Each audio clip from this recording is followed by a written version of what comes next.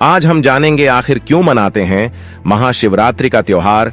कहानी को पूरा सुने। आदि कहानी सुनने से हम पाप के भागीदार बनते हैं। वैसे तो शिवरात्रि से संबंधित कई मान्यताएं हैं, मगर उनमें से एक भगवान शिव और मां पार्वती के संगम से जुड़ी हुई है। प्यारे बच्चों, क्या आप जानते हैं कि शिवरात्रि के रूप में मनाए वाले शिव पार्वती के विवाह इस जश्न के पीछे की पूरी कहानी क्या है?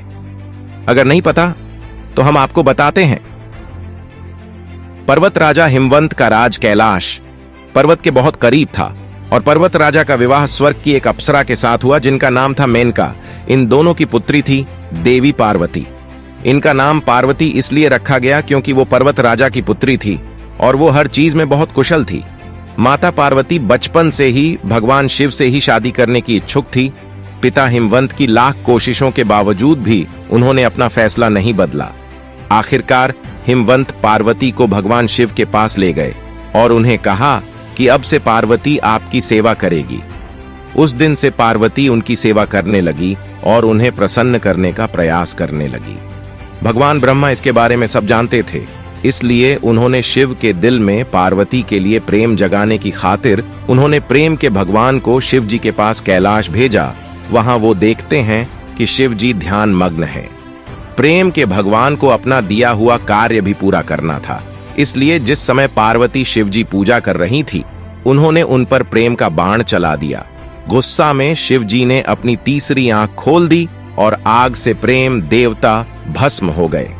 पार्वती अब समझ चुकी थी कि शिव जी को पाने का एकमात्र तरीका भक्ति ही है। उन्होंने तय कर लिया कि कठिन तपस्या करके वो शिव जी को खुश करके रहेंगी। एक दिन उस रास्ते से एक आर्षि गुजर रहे थे।